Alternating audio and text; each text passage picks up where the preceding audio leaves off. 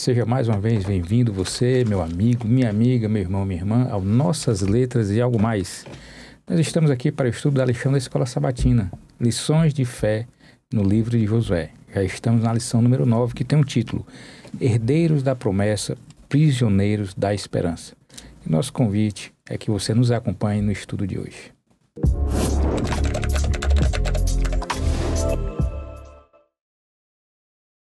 E aqui com os amigos queridos, e faz tempo que eu não vi aqui o Anderson, né, Anderson? Isso. E a Kelly, a gente já tem mais menos tempo, mas o Anderson está com um tempinho que a gente não participava aqui conosco. Tudo bem com vocês? Tudo bem, que a graça e a paz do nosso Senhor Jesus esteja sobre cada um de vocês, né? E estamos aqui felizes, né, Anderson, que a gente retornou aí para refletir a palavra de Deus. Amém, com esses amém. Irmãos queridos, amém. E eu estou muito feliz de estar aqui mais uma vez com vocês. Amém. Que Deus também seja louvado aqui por tudo que nós possamos estudar aqui, recapitular. Isso é interessante. Então, que coisa boa, maravilha. Para Anderson, para a gente iniciar, você pode orar conosco? Com certeza. Oremos. Santo e bondoso Deus, queremos te agradecer por mais uma oportunidade que estamos tendo de estudarmos a tua palavra. Vem iluminar as nossas mentes, vem com que o teu Santo Espírito possa também trazer iluminação da tua palavra a todos os ouvintes e que eles possam se sentir abraçados e que o teu entendimento, que é maravilhoso, possa preencher os seus corações e suas mentes, as deles e as nossas também, que pedimos no doce nome de Jesus. Amém. Amém. Amém, Senhor. Herdeiros da Promessa, Prisioneiros da Esperança. Lição número 9. E o verso para memorizar está no livro de Zacarias, capítulo 9, verso 12, diz: Voltem para a fortaleza, ó prisioneiros da esperança. Também hoje anuncio que lhes restituirei tudo em dobro. A primeira frase aqui é: voltem para a fortaleza. Eu já botei assim, ó, nossa fortaleza é Jesus, amém. Lembrei do William agora. E a lição, a introdução da lição, que eu gosto sempre de fazer alguma breve leitura, né, para contextualizar quem nos assiste, diz assim, ó: os capítulos 13 a 21 de Josué contêm longas listas de fronteiras e divisões de terras destinadas às tribos de Israel. Para muitos leitores de hoje, essas descrições podem parecer irrelevantes, mas elas têm um significado teológico importante. Essas listas mostram que a Terra Prometida não era apenas uma ideia distante, mas uma promessa concreta e real. Deus queria ensinar aos israelitas que o território prometido era algo tangível e eles precisavam agir com fé para tornar essas promessas uma realidade. E aí no finalzinho diz: nessa semana vamos explorar alguns conceitos teológicos relacionados à Terra Prometida e refletir sobre sua relevância espiritual para aqueles que hoje confiam nas promessas de Deus em Jesus. Amém. Né? E o que me chamou a atenção aqui nessa introdução da lição foi aqui exatamente quando esse período que ele diz assim, ó, Deus queria ensinar aos israelitas que o território prometido era algo tangível, né? Ou seja, que não era assim uma mera... abstrato, né? Nada abstrato, né? Dizer assim, olha, é tangível. Eu estou dando para vocês, isso é real. Real. Tão real era para eles aquela época, quanto é real para a gente hoje. Isso. Então, qual é a aplicação prática que a gente pode tirar aqui?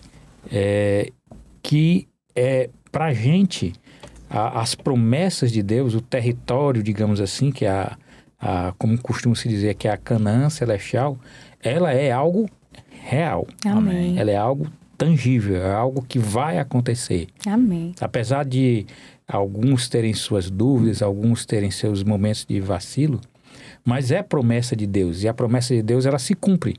Nosso Deus é fiel, né? Ele é fiel, né? E aí, o que ele diz aqui? E eles precisavam o quê? Agir com fé para tornar essa promessa realidade. Então, mais uma vez, a aplicação prática para a gente hoje. Agir com fé. É você ter a fé, você ter a certeza de que essa promessa de Deus, ela vai se tornar uma realidade e, Amém. se Deus quiser, em breve, né? Entendeu? Muito breve. Muito breve.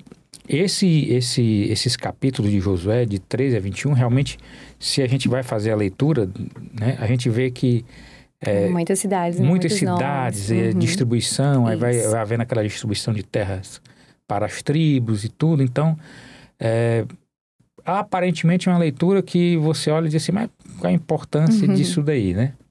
Mas como tudo que está no texto sagrado tem a sua importância, obviamente que Deus ele quis mostrar que tudo aquilo que ele havia prometido estava se concretizando. Em dado momento da lição, a gente vai até talvez adentrar em algumas questões sobre essa questão sobre esse momento da divisão de terras. E aí ele diz, quando ele no comecinho fala aqui, ó, os capítulos 13 a 21 de Josué contém longa lista de fronteiras, divisões, e olha só como é que acaba o capítulo 21 de Josué. Capítulo 21 de Josué, no verso 45, diz assim, ó, realizaram-se todas as coisas boas que o Senhor havia prometido à casa de Israel. Ele cumpriu as suas palavras em tudo. Olha aí. Hein? Amém. Então, finaliza o capítulo 21, que é exatamente onde há essa divisão das terras que Deus havia prometido ao povo. E esse capítulo 21 finaliza exatamente com essa frase. Realizaram-se todas as coisas boas que o Senhor havia prometido à casa de Israel. Amém. E aí finaliza dizendo, ele cumpriu as suas palavras em tudo. Aleluia. Esse é o Deus, né? Que a gente crê. Isso. Deus fiel. Então não tenha dúvida, meu irmão. Não tenha dúvida, minha irmã, que o que Deus prometeu, Jesus falou que iria voltar e isso vai acontecer. Amém. Vai acontecer. Essa é a grande esperança, né? A grande esperança. Wesley, só aqui voltando, que eu achei bem interessante esse presos, né? Prisioneiros da esperança, né? E presos de esperança. E aqui, voltando aqui no livro de Zacarias, ele fala aí que é uma referência naquela época, né, aos israelitas, que eles ainda podiam estar ali cativos, mas eles continuavam a ter a esperança pela expectativa, né, da chegada de um rei. Trazendo pra gente hoje aquilo que você falou, né? Estamos aqui nesse mundo caído, mas nós temos a grande esperança, né? Por isso que nós somos adventistas, né? Estamos aí esperando o advento, né? A esperança do retorno de Jesus. E como você bem falou, ele prometeu. E se ele prometeu, ele vai cumprir, né? Todas as suas palavras se cumpriram, como diz aqui, né? Finalzinho, tudo que ele prometeu se cumpriu. Amém. E aí a gente vê também aqui que esses exilados, né? Que eles retornaram, eles se viam como prisioneiros ali das circunstâncias, né? Mas Deus lhe assegurou o quê? Que havia um livramento, a esperança de um livramento. Então, muitas vezes a gente está passando por uma dificuldade, né? Não sei se no relacionamento ou se financeira, né? Em alguma dificuldade. Mas quando realmente a gente conhece o nosso Deus, né? E a gente vai ver durante a lição, se a gente tem que conhecer, tem que crer, né? Ter a fé e obedecer, né? Quando a gente realmente é submissa ao nosso Deus, ele só tem o quê? Ele só tem uma herança boa a nos dar, né? Então, ele nos dá o livramento, que é justamente... E aí, a gente vai ver mais à frente o que é a Canaã Celestial, né? Então, assim, essa introdução já nos enche de esperança, né? Com o livro aí de Josué. E a gente viu nas lições passadas, até na lição passada, qual é o resultado da fidelidade e da fé, né? A gente viu com Josué e Caleb. Sim. Né? Então, eles estiveram na primeira incursão a Jericó, viram, ele mais outros 10, quando voltaram, dos 12, só os 2... Isso. Espias, né? Espias, eles pegaram, que foi Josué e Caleb, disseram assim, não, se Deus prometeu... Positivo, a fé, confiança. Uma né? coisa legal também que a gente consegue perceber, né? Já que você, desde o começo dessa lição, tocou no nome de Jesus, a gente às vezes para pensar, né? Como que tudo está interligado, né? Sim. Porque a Bíblia de Gênesis a Apocalipse... Ela fala de um Deus de promessas. Amém. E é um Deus que ele quer buscar o perdido ou o que se perdeu. No Éden foi perdido a liberdade, foi perdido a eternidade ali, não era uma eternidade incondicional, era condicional. Isso. E você vê que essa condicionalidade, ela também se perpetua por toda a Sim, Bíblia. isso. Deus, ele coloca condições. Exatamente. E ele promete, e ele cumpre. Essa herança é condicional. Porque ele é fiel. Amém. Então você vê um Deus de promessas, um Deus que é fiel, um Deus que faz condições. Ele não é um Deus que toca o seu relacionamento com as suas criaturas de forma, vamos dizer assim, à revelia, sem normas, sem leis, sem estatutos. E a gente vai ver isso durante essa lição dessa semana. Anderson, você falou bem que ele faz o apelo, né? Sempre ele fazendo um apelo divino, para que se voltem para ele, né? Para que a gente se arrependa. Então, desde aqui, quando a gente vê aqui no livro de Zacarias, a gente vê aí que ele faz um apelo divino aos prisioneiros, né? Para aceitarem o livramento, a salvação. E a Bíblia é justamente o quê? Ele mostra que todo o nosso plano, né? O plano que ele fez de redenção. E aí, como Wesley bem falou no início, sobre a fortaleza, né? E aqui ele está se referindo a quem? A Sião, né? Que para Deus representava o quê? A salvação. Salvação. Né? É isso mesmo. Agora, Kelly, a lição no domingo tem o título Éden e Canaã. Ela faz esse paralelo, né? Entre o Jardim do Éden e Canaã, né? Então, Deus fez um mundo perfeito, fez homem e mulher, deu a posse da terra, desse mundo perfeito, mas veio a queda, através do pecado. E como a lição nos pergunta, que consequências da queda, né, teve em relação, ou quais as consequências dessa queda, né, desse pecado, da introdução desse pecado, especialmente para Adão e Eva, mas trazendo esse paralelo entre o Éden e aquilo que a gente vai estudar, que são as promessas de Deus. Wesley, antes de eu falar da queda, deixa só a gente voltar um pouquinho, porque essa última parte aqui do verso, eu acho que é interessante a gente comentar. Certo. Quando ele fala assim, ó, anuncio que lhes restituirei tudo em dobro. Né? Eu acho que isso é bem interessante a gente comentar. Então, quando a gente vai lá para o livro de Isaías, capítulo 61, verso 7, olha o que está escrito. Em lugar da vossa vergonha, tereis dupla honra. Em lugar da afronta, exultareis na vossa herança. Por isso, na vossa terra, possuireis o dobro e tereis perpétua alegria. Então, aqui, a gente também lembra de quem? De Jó, né? Nossa, Jó tiraram tudo dele. Só não tiraram a vida, né? Mas aí, o que foi que aconteceu no final? Aí, vamos lá para o livro de Jó, rapidinho. Detalhe, né? Jó, ele assim... Nós sabemos o que estava por trás de tudo que aconteceu com Jó, né? Ele não. Que exemplo de fé, né? E um exemplo e paciência. do grande conflito que está ocorrendo por trás. Exatamente. Entre o bem e o mal. Aí eu vou, antes da gente ir para o último capítulo, só olha quem era Jó, né? Como é que ele definiu Jó aqui no primeiro capítulo. Pra gente entender rapidinho. Capítulo 1 de Jó, no verso 1, diz assim. Está escrito: havia um homem na terra de Uz, cujo nome era Jó, homem íntegro e reto, temente a Deus e que se desviava do mal. E aí a gente vê na Bíblia que ele vai falar de Noé também da mesma forma, ele vai falar de Daniel, ele vai falar de Abraão. Então aqui Deus ele já está mostrando o quê? Que nós devemos ser assim. Mas para a gente chegar a esse ponto, a gente tem que ter o quê? O Espírito Santo, né? Na nossa vida. Então, é aquilo que a gente já comentou. Precisamos de ter um relacionamento genuíno com Deus ao ponto da gente se esvaziar de todo eu e realmente o Espírito Santo ser, né, reinar em nosso coração. E aí, no verso 10 diz o seguinte, no capítulo 42, que é o último, né? Mudou o Senhor a sorte de Jó quando este orava pelos seus amigos, e o Senhor deu-lhe o dobro de tudo o que antes possuíra. E olha que interessante. Antes do Senhor dar em dobro, Jó, ele já estava ali com o Espírito de Deus. Por que eu digo isso? Porque lembra o que foi que os amigos dele fizeram com ele? Né? Na época que ele mais precisou dos amigos, né? Eles realmente machucaram Jó, né? E aí, o que aconteceu? Jó, se ele estava orando, é porque Jó já tinha exercido o que ali? O perdão.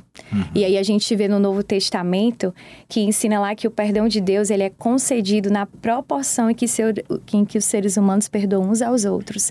E isso aqui é uma grande lição pra gente. Então, o que a gente precisa quando alguém nos magoa, né? A gente precisa ter esse pensamento de Jesus, que foi isso que Jó tinha, né? Então, Jó ali, no lugar dele ficar triste, não, ele foi orar por eles. Então, Deus, ele viu que ali, Jó, ele já estava realmente entendendo, né? Como é que a gente deve ser. E aí, o que foi que Deus fez? Ele deu em dobro. Mas aí, a gente pode pensar assim, então, quer dizer que a oração intercessória, ela vai trazer prosperidade para mim ou para os meus amigos. É isso? A oração intercessória, ela é super importante. Mas quando Deus, ele fala aqui, ele vai falar numa prosperidade o quê? Espiritual.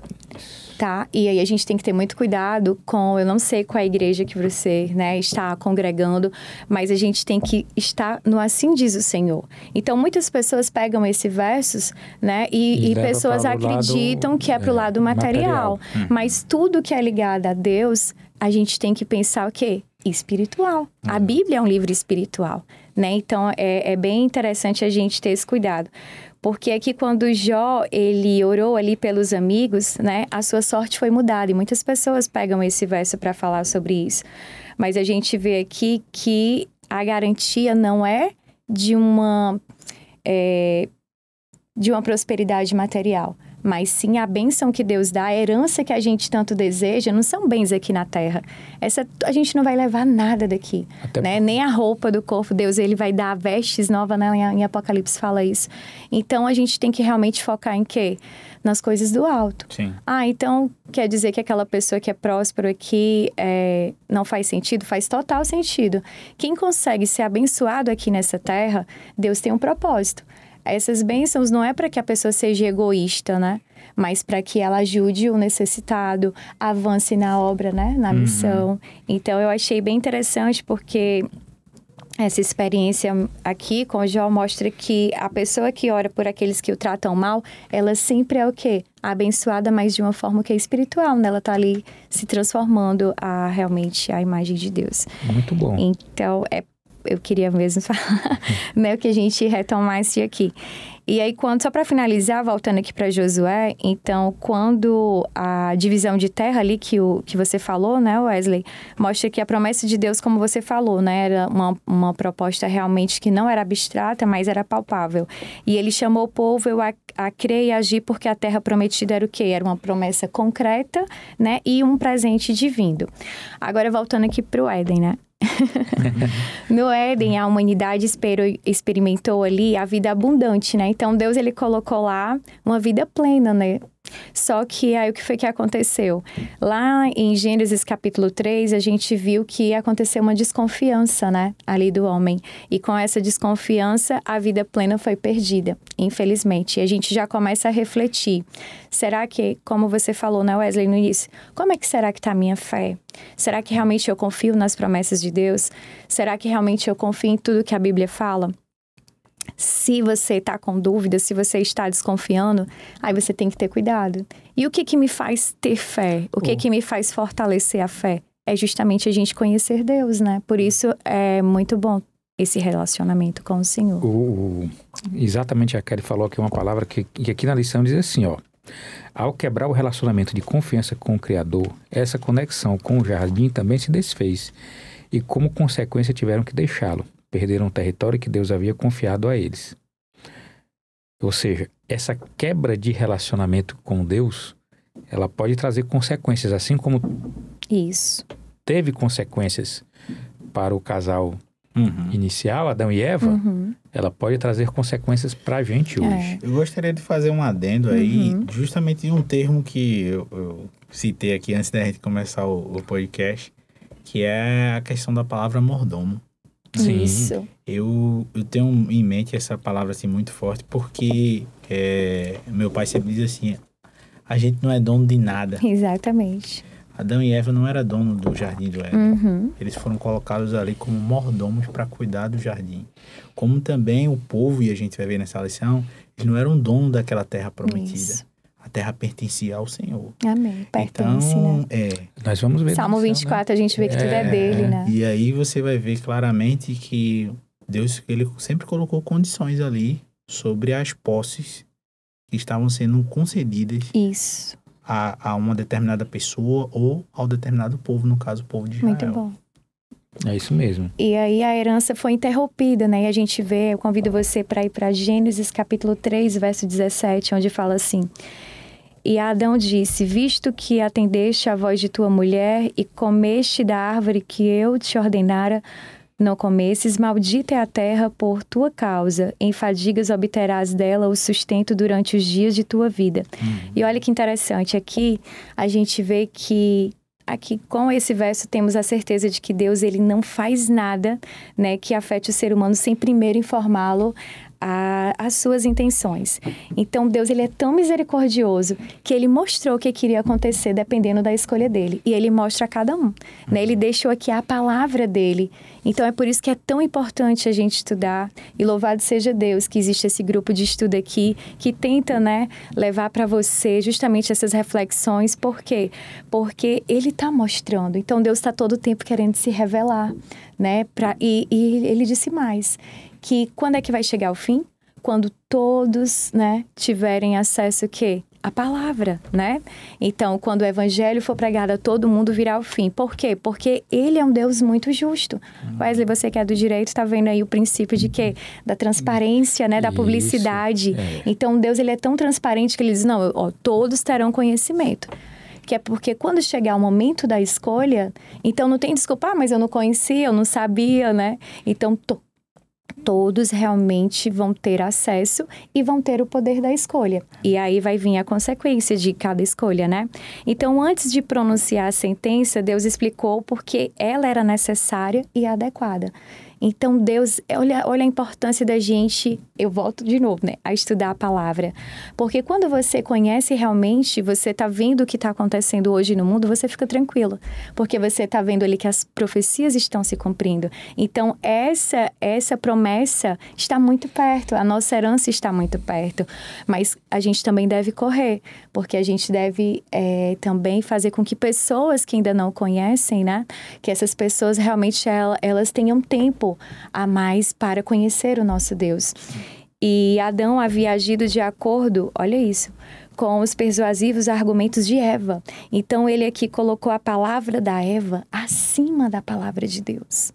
E olha que importante isso para a gente hoje. A gente pode estar colocando um emprego, um relacionamento, eu não sei o que você está colocando acima da palavra de Deus, mas a gente tem que lembrar que em Êxodo, né, onde Deus é imutável, as leis são imutáveis, né, a palavra dele é imutável. E lá no primeiro mandamento, Deus diz o quê? Que não terás outros deuses diante de mim. E quando a gente coloca algo em primeiro lugar, esse algo, ele vira o quê? Ele vira um ídolo, né? Ele vira um Deus. Então, a gente tem que ter muito cuidado. E deixado aqui sua suprema afeição e lealdade a Deus. E, portanto, ele perdeu o direito às bênçãos da vida e até à própria vida. Então, o que é que acontece? Quando você coloca algo acima, né, da palavra de Deus, e eu repito novamente, por isso a importância de estudarmos a palavra, eu digo sermos como os bereanos, né? Porque muitas pessoas, hoje mesmo eu estava conversando com uma colega, e ela disse que não estuda muito. E aí eu falei que a Bíblia, né? E eu disse que seria muito interessante, porque não é interessante você confiar no líder religioso. Você tem que realmente ver o que aqui a palavra diz, né? E a partir do momento que você tá ali realmente vendo a palavra, você não vai, né, cair no engano. E o que acontece? Quando a gente colocamos outras coisas como prioridade, a gente vai quebrando a lealdade a Deus. E Deus é como você falou, a gente tem um pacto, né? É condicional a questão da promessa. E havendo exaltado ali Adão a sua vontade acima da vontade de Deus, Adão ele precisava aprender que a independência de Deus não significa uma esfera mais exaltada de existência, mas a separação da fonte da vida. Então, toda vida que a gente viu aqui em Josué, né? Nos estudos anteriores, quando a gente realmente não confiamos em Deus e queremos sermos independentes, o que acontece? A gente acaba se desligando da fonte da vida. E Jesus é o quê? O caminho, a verdade e a vida, né? Somos totalmente dependentes de Deus. E aí as maldições foram pronunciadas, eu também achei interessante isso aqui, ó, quando a gente vê que as maldições foram pronunciadas somente sobre a serpente e a terra.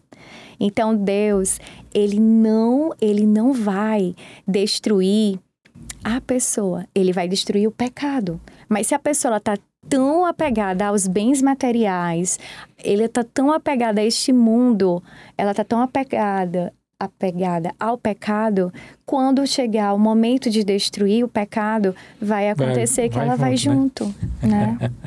É isso mesmo. Agora, fazendo esse paralelo, né, entre o Éden, a consequência da perda, mas também a promessa que Deus fez, a lição ela pede para a gente fazer uma leitura lá em Gênesis 13, 14 e 15, né? Algumas leituras de Gênesis. E é aquele momento, não vai dar tempo aqui a gente ler, mas é aquele momento em que Abraão ele se separa de Ló, né? Seu sobrinho Ló. E aí chega um dado momento que não dá mais para conviverem junto, e Abraão disse assim, ó, escolhe onde você quer ir. Aí Ló fez a escolha, Abraão ficou com o lado oposto, e aí Deus chega para Abraão e diz assim, ó, olha para a tua frente, olha para o leste, olha para o oeste, olha para o sul, aonde a tua vista alcançar essa terra, eu vou te dar e de ti vai ser feita uma grande nação. E lá, mais à frente, né, em Gênesis 26, 3, essas promessas elas são confirmadas para Isaac. Mas para a gente hoje, né, a lição pede para a gente ler Hebreus 6, certo? Dos versos 11 ao verso 15. E eu vou fazer uma leitura rápida. Hebreus 6, 11 diz assim: e o nosso desejo sincero é que vocês continuem com a mesma prontidão até o fim, a fim de que tenham a plena certeza da esperança. Então, sabendo que está guardado para vocês lá adiante, não se tornem espiritualmente insensíveis e indiferentes, mas sigam o exemplo daqueles que receberam tudo quanto Deus lhes prometeu por causa do vigor da sua fé e da sua paciência. Quando Deus fez a promessa a Abraão, Deus jurou pelo seu próprio nome, visto que não havia ninguém maior por quem jurar. Ele disse a Abraão, eu prometo abençoar você constantemente, e lhe darei um filho, e o farei pai de uma grande nação. Abraão então esperou com paciência, até que finalmente Deus lhe deu um filho, Isaque, como havia prometido. E aí eu vou complementar, que a lição mandou parar aqui, mas eu fui ler e eu acho interessante complementar. Hebreus 6, agora já do verso 16 até o verso 20, que diz assim, ó: quando um homem faz um juramento, está jurando por alguém maior do que ele próprio. O juramento confirma o que foi dito e esse juramento termina com toda a discussão sobre o assunto. Deus também se comprometeu fazendo um juramento, a fim de que os herdeiros da promessa soubessem com toda a certeza e nunca precisassem recear de que ele mudaria seus planos. Ele nos deu tanto sua promessa quanto o seu juramento.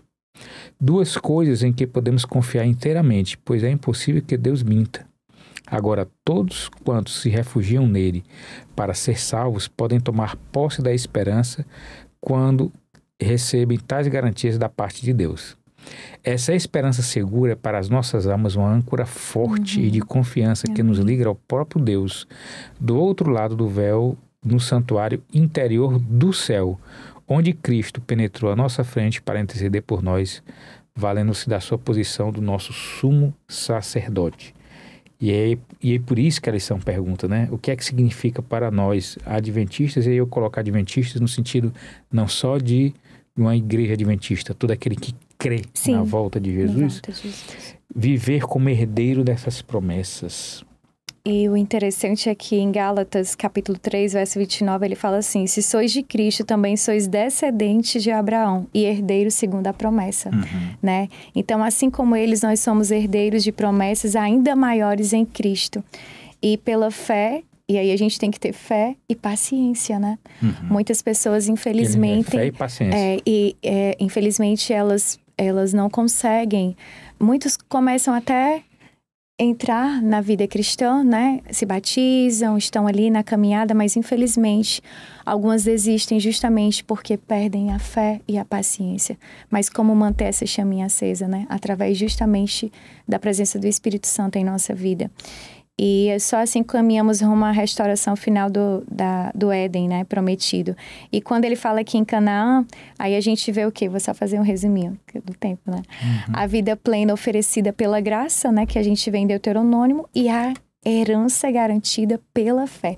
Por isso que a lição trouxe aqui o livro de Josué como lições, né, de fé. Isso. o quanto a gente precisa, né? Com certeza. Pedir a Deus para aumentar a nossa fé. E na segunda, Kelly e Anderson, né? Tá falando, tem um título, A Terra como Dádiva, né? E aí faz algumas leituras de Êxodo, né? Quando 3:8, quando Deus fala que vai tirar do Egito e vai dar uma terra que é ampla e boa, onde existe leite e mel em abundância. Levítico 20:22, quando Deus fala a Moisés, que faz uma série de advertências aos israelitas, ele diz assim: Israelitas, ouçam, obedeçam fielmente a minhas leis e mandamentos, para que a terra que vai ser de vocês não os vomite. Em Levítico 25:23, Deus promove orientações a respeito ao uso da terra, quando ele diz assim: e lembre que a terra é quem? Minha, portanto nenhuma terra poderá ser vendida definitivamente, vocês são simples estrangeiros e peregrinos. É isso mesmo. E Salmo 24:1, que é um salmo de Davi, que diz assim: a terra pertence ao Senhor, o mundo e tudo que nele vive pertencem a ele, né? Amém. E aí a lição tenta fazer essa relação, tenta trazer e demonstrar o que era esse relacionamento especial que existia entre Deus, Israel e essa terra prometida. Eu vou só resumir aqui, aí eu vou deixar quantos que eu acho que eu já falei demais. Né? Então, assim, a gente vê que a Terra Prometida, né? Ela era mais do que um território, né? Ela era o sinal aí da aliança e da identidade que Deus estava dando ali a Israel. E é justamente o que ele vai dar pra gente, o Israel espiritual, né? Sabemos que não é questão de uma igreja. Deus, ele fala que tem seus filhos, né? Suas ovelhas em vários apriscos. Mas que no final ele vai, né, juntar todos esses filhos, né, realmente em uma Israel espiritual, e nós cremos nisso. Então, viver nela significava o quê? Depender totalmente de Deus. Exato.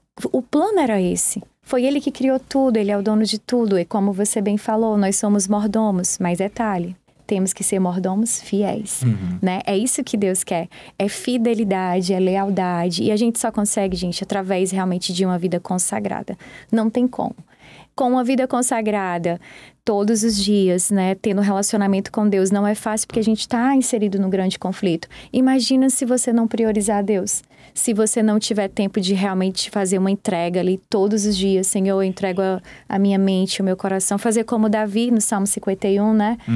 Ali pedindo para quê? Para ter cria um coração puro, né? Renova dentro de mim um espírito inabalável. Então, precisamos realmente dessa transformação. E aí eu vou só resumir aqui para o Anderson dar continuidade.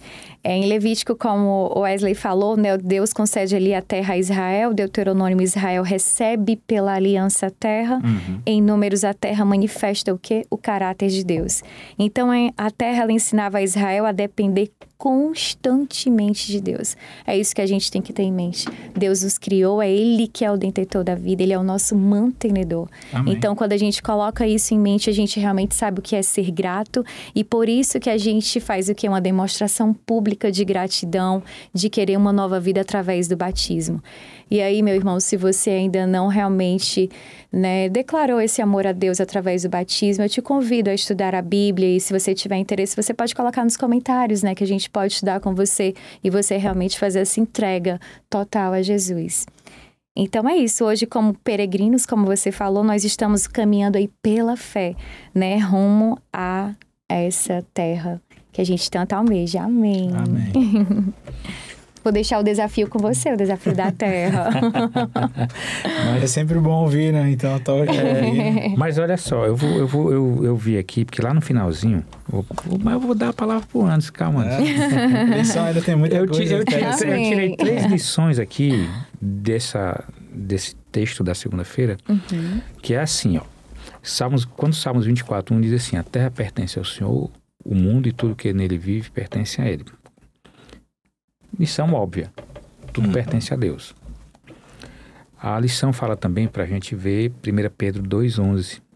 E o comecinho de 1 Pedro 2:11 diz assim: queridos irmãos, vocês são apenas estrangeiros e peregrinos aqui. Ou seja, nós somos peregrinos. Amém. Que essa terra aqui. Nós somos peregrinos. Hebreus, a lição pede para a gente ler Hebreus 11, de 9 a 13, mas aí eu não vou me estender, eu vou ler só 13 e 14. Porque esse trecho de Hebreus fala dos heróis da fé, e Hebreus 11, 13 e 14 diz assim, ó, todos estes viveram pela fé e morreram sem jamais ter recebido tudo quanto Deus lhes prometeu. Olha aqui isso daqui. Isso daqui mostra o que, ó, Deus fez a promessa, mas a promessa maior dele não era a terra fisicamente, era a pátria espiritual. Por isso, assim, todos estes viveram pela fé e morreram sem jamais terem recebido tudo quanto Deus lhes prometeu. Mas viram tudo o que os esperava adiante e ficaram contentes, pois concordaram que esta terra não era a sua verdadeira pátria, mas que eles eram apenas estrangeiros e forasteiros nessa terra. E o verso 14 diz assim, ó, e muito logicamente, quando eles falavam assim, estavam com os olhos fixos na sua verdadeira pátria no céu. Amém. Então, lição, nosso verdadeiro lar não é aqui. Isso. Nós somos passageiros, nós somos peregrinos. Então, se eu posso tirar desse dia aqui algumas lições, assim, para mim foram essas, sabe?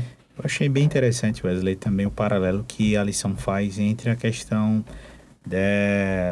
dessa questão da salvação, né? Em relação ao povo, em relação à terra. Ela fala assim, ó, assim como Israel, não podemos fazer nada para conquistar a nossa salvação. Isso. Ela é um presente de Deus. A terra prometida foi prometida por Deus. Ela não foi algo que Abraão reivindicou e Deus disse, tá, se você quer eu vou dar. Deus que prometeu. O Éden foi feito antes de Adão. Adão veio depois. Isso. Foi um presente de Deus. A salvação é um dom gratuito de Deus. Entende? E a Bíblia fala aqui, e a lição fala assim, e assim como a terra era uma dádiva, fundamentada num relacionamento de aliança que Israel tinha com ele, isso sem dúvida não se baseia nos seus próprios méritos. Isso. Israel não merecia aquela terra. E ele fala assim, contudo, para que os israelitas pudessem desfrutar desse presente divino, era necessário que assumissem toda a responsabilidade que vinham com a vinda da terra prometida. Essa dinâmica é semelhante ao processo de santificação que vivemos. Eu achei isso aí fantástico, que ele diz que é o resultado da nossa obediência de amor. Como cidadãos do reino de Deus, embora os dois processos não sejam idênticos, processo de salvação e de santificação, existem paralelos entre receber a terra pela graça e receber a salvação pela graça. Ou seja, um favor imerecido. Isso. Só que aí você tem agora responsabilidades. Você recebeu a salvação e agora você tem que viver como salvo. Exatamente. E aí vem o processo de santificação. Perfeito. Que ao conhecer a Deus e os seus estatutos, os seus mandamentos, a gente fala assim, eu quero me parecer mais com Jesus. Isso. Porque assim como lá no Éden foi perdido, como foi falado, Deus, ele deixou ali uma série de questões sobre, olha, agora você vai ter que plantar.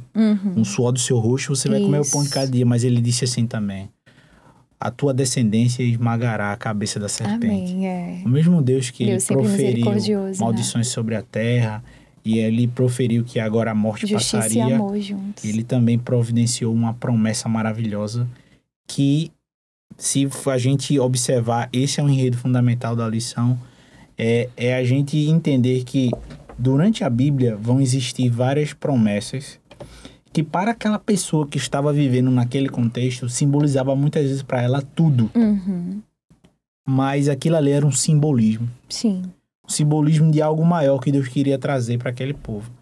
E o maior de todos os símbolos é a figura de Jesus. Por isso que nele se concretiza todas as promessas que foram feitas ao povo de Israel. Exatamente. Eu achei isso muito interessante, assim, esse paralelo. Porque essa questão de que Deus queria apelar para o povo sobre a terra era um símbolo de dizer o seguinte, olha, do mesmo jeito que eu posso prometer para você uma terra aqui de Canaã, que para muitos é impossível, como foram para os egípcios conquistar, eles não conseguiram. É, Eu quero mostrar a vocês que vocês não é pela força de vocês. Exatamente. Não são pelas Exatamente, obras, né? é. Isso é muito bom, Anderson, porque aí a gente vê que os méritos, né, não são pelas nossas obras, Isso. mas sim pelo sangue de Jesus. E é Ele Exato. que nos purifica, né? Exato. Amém. E nós temos um papel ativo, né? A lição, ela traz aqui umas Sim. palavras, ela fala de responsabilidade, Uhum. né? Da nossa responsabilidade Aí, Wesley, nesse papel. por que o papel ativo, né? Porque todo milagre é um milagre, né? A gente receber essa dádiva. Ela sempre tem que ter o quê? A ação divina, mas a ação humana. Uhum. Então, a gente precisa realmente aceitar e aí ser submisso, obedecer, né? Em Filipenses 2, 12, no finalzinho dele, diz assim, ó. E agora, amados, quando eu estava aí, vocês eram sempre muito cuidadosos em seguir minhas instruções. E agora que eu estou longe, vocês devem ser ainda mais cuidadosos em fazer as coisas boas que resultam do fato de sermos salvos. Aí ele diz, obedecendo a Deus, aí diz assim, com profunda reverência e temor. Olha, Amém. Entendeu? Amém. E aí, reverência é o quê? Reverência é um respeito profundo. Respeito profundo com as coisas de Deus. Não é simplesmente banalizar a graça, né? Não. Isso. Aí eu recebi a salvação, agora eu posso todas as coisas. Mas aí se esquece que Paulo disse, naquele que me fortalece. E aquele que me fortalece não faziam todas as coisas, porque como Paulo disse, tudo me é lícito, mas nem tudo me Não convém. convém. E olha que observação boa, Anderson. A gente recebe ali o presente, que é a salvação. Deus está ali mostrando que a gente vai conseguir entrar na terra, né? E morar com Ele. Mas só que se a gente não cuidar, como você falou, se a gente realmente... a gente já tem, mas a gente pode perder. Então, por isso que a lição, ela é muito importante nesse sentido. Ela traz com que a gente reflita mesmo que a gente tem que ter o quê? Paciência, fé e sermos submissos a Deus. Porque quem ama, obedece. Então, se a gente realmente ama, a gente vai obedecê-lo, né? Viver, eu gosto também de pensar assim, viver como alguém que crê na promessa. Então imagina, alguém te prometeu que amanhã vai chover e você sai de casa sem o guarda-chuva. Você está crendo realmente que a chuva vai cair? Então achei interessante quando a lição também citou lá o livro de Hebreus capítulo 11, ela fala assim, ó, pela fé peregrinou na terra da promessa como em terra alheia. Habitando em tendas, ou seja, um forasteiro, com Isaac e Jacó, herdeiros com ele da mesma promessa. Vocês estavam mostrando aqui que outras pessoas viviam com a esperança dessa promessa. Porque Abraão aguardava a cidade que tem fundamentos, da qual Deus é o arquiteto e construtor. Você está vendo que ele não está querendo se referir ao seguinte, olha, eles não estavam vidrados aqui numa promessa, simplesmente da terra prometida. Eles estavam visando uma Canaã celestial que vocês não têm noção. Ele diz, pela fé também, a própria Sara, apesar de não poder ter filhos, já idosa, recebeu poder para ser mãe, pois ela considerou fiel aquele que lhes havia feito a promessa. Ou seja, isso aqui para mim é o fundamental disso aqui. Quem que fez a promessa? Deus. O Criador. Então eu tenho que viver conforme aquele que prometeu, porque ele é fiel. Então, essa é a questão. Quando ele saiu pelo um deserto, quando eles dormiram em tendas, ele não estava dizendo assim, olha, na minha visão, pelo que eu estou vendo, porque muitas vezes a gente quer acreditar que Jesus vai voltar por conta dos sinais da volta de Jesus. Independente dos sinais, você tem que crer porque ele prometeu e ele é fiel. Exatamente. Porque se eu depender de olhar no deserto e ver água ou ver a cidade para eu começar a crer, eu já vou começar desistindo. Então a gente... E aí começa a desconfiança. Os sinais é que, como Jesus falava, eu gosto muito quando Jesus falava, ele dizia assim, ó, eu faço tais sinais para que saibais que o Filho do Homem tem poder até para perdoar pecados. Mas ele fazia aquilo porque ele dizia, vocês são incrédulos. Mas, sinceramente, bem-aventurado aqueles que o quê? Crê sem ver. Sem ver. Amém.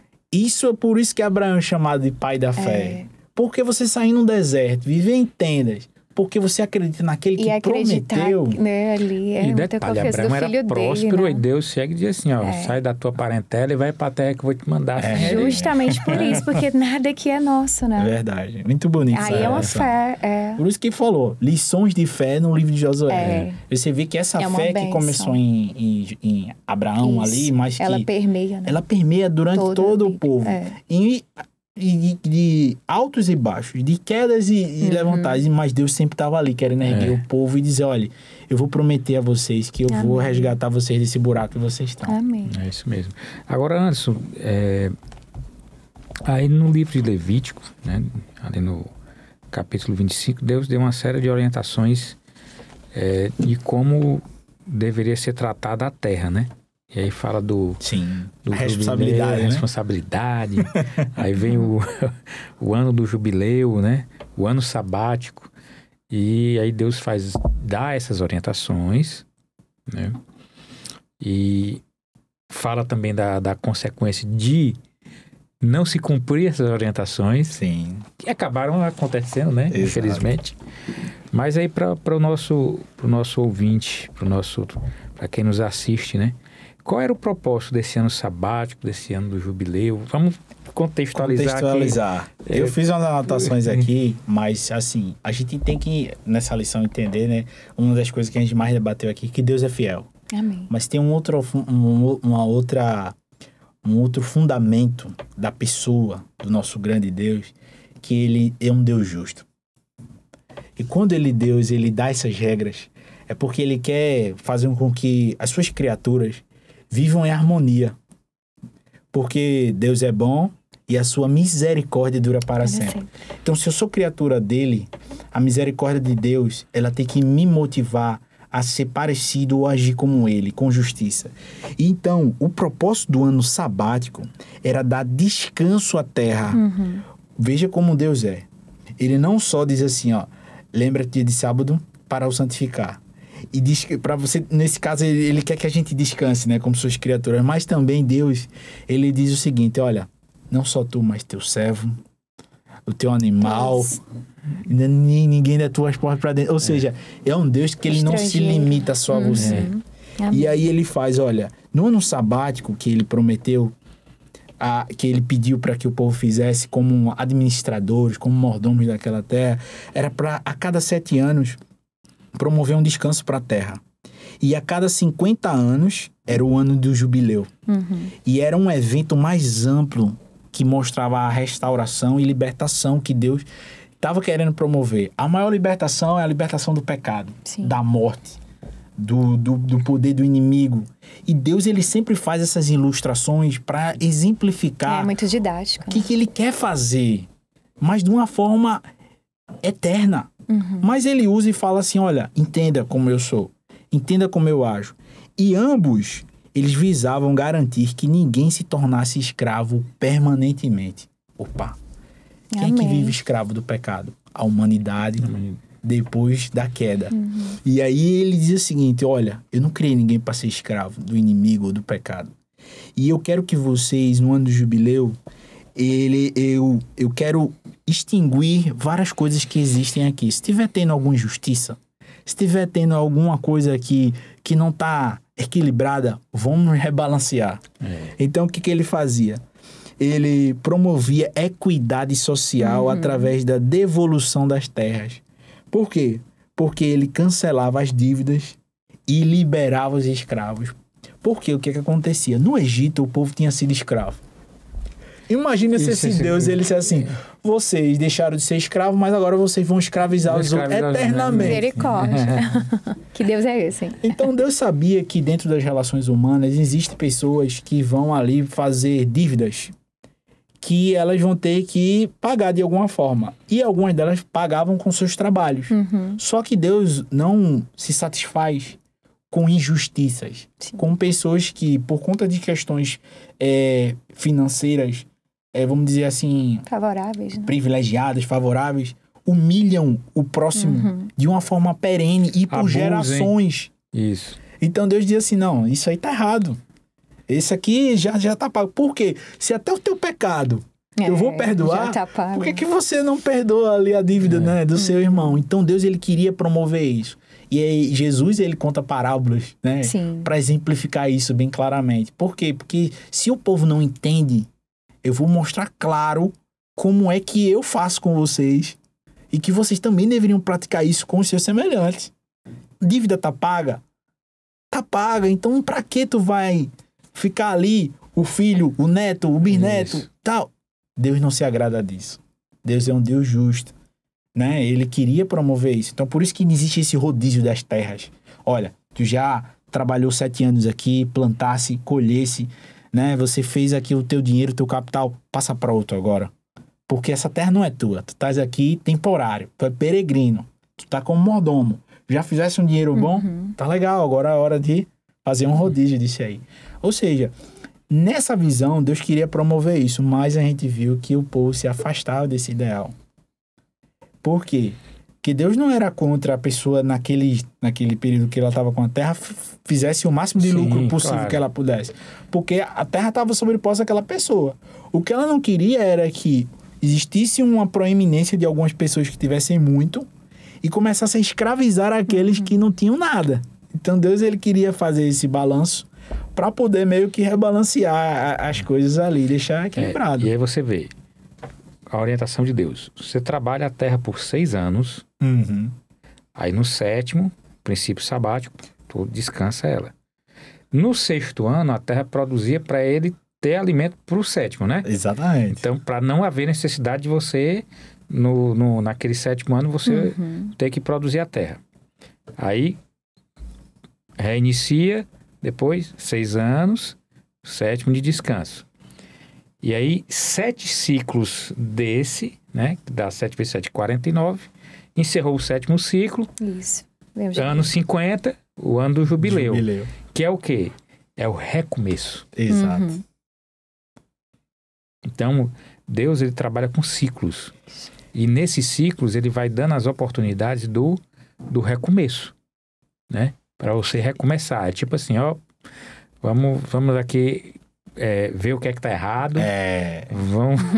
E lembrar de quem realmente a gente depende. Isso. Sim. Porque muitas vezes, se imagina, muitas vezes o cara enricasse, ele ia começar a perceber o seguinte: eu dependo mesmo de Deus ou é da minha inteligência? Porque eu plantei, porque eu fiz e aconteci. Então, eu pago tudo aqui na minha vida, preciso de Deus. E Deus, ele sempre quer colocar essa questão. Olha, você depende de verdade mesmo, é de mim. Nunca se esqueça disso. Isso, o descanso, o sábado, é para que o homem lembre também quem é o Criador, de quem é que ele depende. É como se ele abrisse mão do que ele pode ganhar. Isso. Entendeu? Para dizer o seguinte, isso aqui é um símbolo para que eu saiba quem é o Senhor. Amém. Não é o dinheiro, como Jesus disse. Ninguém pode servir a 2 senhores. Isso. Né? Ou a Deus ou a riqueza. Deus diz assim, a riqueza não é meu Senhor. Deus é o meu Senhor, é Ele que me sustenta. Amém. Esse é o princípio da questão sabática de Deus. Isso. E esse ciclo se renova pra gente semanalmente, né? Semanalmente. Pra nossa realidade hoje, dádiva, né? É um ciclo que se renova semanalmente. E Deus, no final, quando Ele institui aqui esses princípios, essas orientações, lá em Levítico 26, do verso 14 e 15, ele diz assim, mas se não derem ouvidos a mim e não obedecerem fielmente a todos esses mandamentos, se rejeitarem as minhas ordens e deixarem de colocar em prática os meus mandamentos, rompendo os termos da minha aliança, e aí eu pulo para os versos 33 e 34. Diz assim, espalharei vocês entre as nações e desembainharei a espada atrás de vocês. Sua terra ficará deserta e suas cidades em ruínas. Então sua terra poderá gozar dos anos sabáticos, enquanto estiver abandonada e deserta, e enquanto vocês estiverem espalhados entre as nações dos seus inimigos. A terra que dei a vocês poderá desfrutar dos seus sábados. E o que é que aconteceu? O povo desrespeitou esse descanso da terra. E qual foi a consequência? Por que é que o povo ficou 70 anos em Babilônia? Foi para poder, nesses 70 anos, a terra descansar dos períodos que o povo não respeitou as ordens de Deus. Verdade. É exatamente os períodos em que não houve o respeito ao descanso da terra foram exatamente a quantidade de tempo que o povo ficou cativo em Babilônia, né? Mas Deus restaura a terra, né? Aí a lição fala aqui, né? Que Deus, ele restaura. Amém. E ele diz assim, pede pra gente ler Jeremias, pede pra gente ler Ezequiel, Mas assim, qual era a promessa de Deus a respeito do retorno de Israel à Terra Prometida, né? E como é que ela se concretizou? Falando já dessa volta do exílio, e fala também, a gente pode trazer para a gente hoje, né? Com certeza. Eu vou citar aqui, por exemplo, a questão de Jeremias 31,16, que ele diz: pois os seus filhos voltarão da terra do inimigo e habitarão na terra que dei ao meu servo Jacó, na qual os pais de vocês habitavam. Ele estava se referindo aí o povo já na Babilônia, né? Isso. Que eles iam voltar. E em Ezequiel ele disse: e Davi, meu servo, será o príncipe deles para sempre. Quando Ezequiel faz essa questão da profecia, ele está se referindo à descendência de Davi, que no caso é a figura de Jesus. Figura maravilhosa do nosso Salvador. Essa promessa se concretiza na vida, morte e ressurreição de Jesus Cristo, em que se cumprem todas as promessas feitas ao antigo Israel. Ou seja, veja que coisa maravilhosa, né? Deus, ele tá falando aí de que ele vai cumprir as suas promessas, mas Jesus, ele vem para restaurar não só o que foi perdido no Éden, mas todas as promessas que foram feitas ao povo ao decorrer da história do povo de Israel, de exílio, de escravidão, de tudo. Ele é o libertador. Ele é o verdadeiro rei de Israel. Ele é o sumo sacerdote. Jesus, ele tipifica toda a trajetória, né? Ele na verdade, ele centraliza, né, toda a trajetória do povo na figura maravilhosa do nosso Salvador.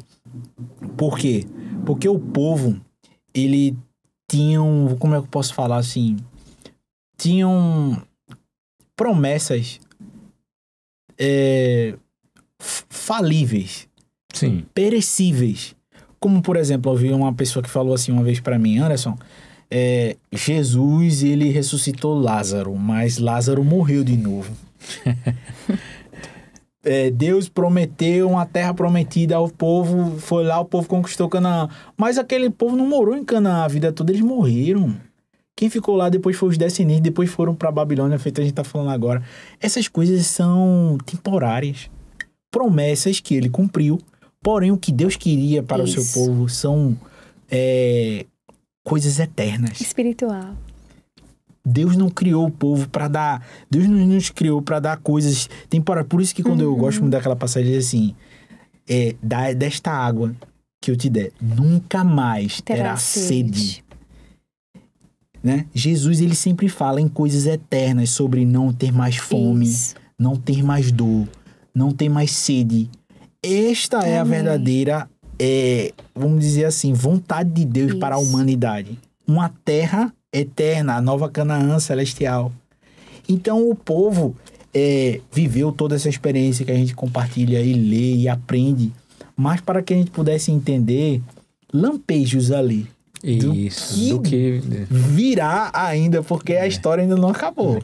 Né? Isso é que eu acho muito bonito. Kelly, quer complementar? Eu quero só finalizar, pode continuar. Pode. Não, finalizar só, eu digo assim, só no final. Pode continuar. Não, eu só gostaria de falar só essa... Ele diz o seguinte: embora o Novo Testamento não mencione diretamente a Terra Prometida, ela afirma que as promessas de Deus se realizam em Jesus Cristo por meio dele. E eu gostei bastante quando ele fala assim, ó, em 2 Colossenses 1:20, ele fala assim: porque todas as promessas de Deus têm nele o sim. Por isso também, por meio dele, se diz o amém para a glória de Deus por meio de nós. E Romanos 15:8 diz: pois digo que Cristo foi constituído ministro da circuncisão em prol da verdade de Deus, para confirmar as promessas feitas aos nossos pais. Ou seja, Cristo é a concretização de todas as promessas feitas a Abraão, a Isaac e a Jacó. Por isso que ele disse: Abraão viu o meu dia e se alegrou. Aí disseram: mas tu não tem nem acho que tem nem 80, qual foi? Eu não lembro a idade que eles falaram. Você não tem nem 40 anos, você está aqui, mas me perdoem. Aí como é que tu disse que viu Abraão? Né? Aí Jesus disse: antes de Abraão ser, né? Eu sou. Eu sou. Na verdade, ali ele falou, né? Eu sou Yahvé. Aquele que disse assim, quando Moisés falou, né? Eu vou em nome de quem? Ele diga que eu sou. Ou seja, ali os judeus, né, acreditam e na Torá eles colocam ali o nome, o tetragrama de Deus, né? E Jesus citou esse mesmo nome. Vamos dizer assim, lembra daquele lá que foi a primeira vez que o nome de Deus foi citado? Antes de Abraão. Eu sou. Aquele lá que falou com Moisés. Porque ali é a primeira citação do nome de Deus, assim, que eles chamam é naquele momento. Por isso que eles pegaram pedras para apedrejar Jesus. Exatamente. Porque era muito forte para eles aquele ali. É como se dissesse, isso é blasfêmia, como é que alguém pode dizer isso, que sabe? É Deus, né? Mas Jesus, ele estava lá na criação e vai descer do céu com poder e grande glória. Amém. Para que todo olho o veja. Amém. E com tudo isso, a gente fica tão feliz com essa esperança, né? Porque lá em Apocalipse, capítulo 21, verso 4, fala assim: E lhes enxugará dos olhos toda lágrima, e a morte já não existirá. Já não haverá luto, nem pranto, nem dor, porque as primeiras coisas passaram. Então, essa é a nossa herança, né? É isso que a gente está almejando. Chegar nesse momento, a gente está vendo tantas pessoas aí passando por processo de luto, né? Tantos países em guerras, tantas calamidades, pessoas desempregadas e entre tantas coisas, questão de relacionamentos também que estão sendo quebrados. Mas tudo isso vai passar. Precisamos realmente buscar o Espírito Santo e ter a fé em Jesus, porque Deus prometeu e Ele vai cumprir. Amém. Já que a Kelly está em Apocalipse 21, eu vou ler aqui um pouquinho antes, Kelly. Tá. 21:1 diz assim: Então vi uma nova terra e um novo céu, porque a primeira terra e o primeiro céu haviam desaparecido e o mar já não existia mais. Verso 2: Eu, João, vi a cidade santa, Nova Jerusalém, descendo de Deus e vindo do céu. Era uma vista gloriosa, linda como uma noiva que vai se encontrar com seu noivo. E o verso 3, que tem uma frase aqui: Eu ouvi um alto brado que vinha do trono dizendo: Atenção, a morada de Deus agora está entre os homens. Amém. E ele morará com eles, e eles serão seu povo. Amém. Sim, o próprio Deus estará entre eles e será o seu Deus. Que bênção. Amém. Que promessa. Amém. Maravilhoso. Você diz, a morada de Deus agora está entre os homens, né? E ele vai morar com a gente. Amém. Coisa linda, né? Não é isso? É. A gente não vê a hora, né? Ai, E engraçado, né? A gente vê tocar ali Jesus. quando Adão viver caiu, paz eterna. Deus perguntou: Adão, onde estás? Isso aí referindo você pode falar sobre geografia, né? Localização, onde você está. Mas em qual situação você se encontra. Sim. Mas aí falando sobre morada, como você falou, ele disse: na casa de meu pai há muitas moradas. Né? E aí ele diz assim: quando eu for, eu vou preparar um lugar para você. A gente tá falando sobre terra prometida aqui, né? E ele tá falando que vai preparar um lugar para cada um de nós. E eu vou receber você para mim mesmo, para que onde eu estejais vós também. Ou seja, aquilo que foi lá atrás. Eu não tô te vendo. Onde é que você tá? Ele quer trazer de volta. Amém, ele Senhor. quer ficar junto da gente. Amém. Muito bom. Que Né? promessas, É. que promessas. A gente aqui muitas vezes foge dele, né? Mas ele tá todo o tempo ali É querendo verdade. resgatar. É verdade. Você, meu irmão, crê sempre nas promessas Amém. de Deus. Vão se concretizar, viu? Kelly, você poderia orar para encerrar? Vamos. Mas se você quiser fazer um comentário, fica à vontade. Anderson, quer fazer? Então, eu só quero finalizar dizendo que essa promessa maravilhosa do nosso Deus permaneça viva no seu coração. Amém. Que você creia, busque cada vez mais. E que a gente possa se encontrar muito em breve nas Mansões Celestiais. Amém, Senhor. A oração? Pai querido, Pai amado, muito obrigada, Senhor. Muito obrigada pelo teu amor, pela tua misericórdia.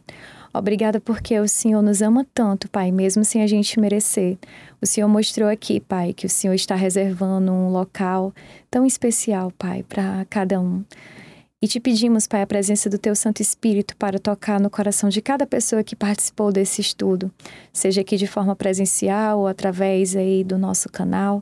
Que o Senhor, Pai, a gente sabe que foi movido pelo Teu Santo Espírito essa pessoa está assistindo agora, neste momento. Amém. Então, Pai, te pedimos para que cada um que esteja assistindo, Pai, tenha um relacionamento mais profundo contigo, ao ponto de realmente se submeter, Senhor, às Tuas vontades. Nos ajuda, Pai, fortalece a nossa fé, faça com que a gente siga firme, Pai, nas Tuas promessas até o Teu retorno. Senhor, é o que te pedimos e já te agradecemos em nome de Jesus. Amém. Amém.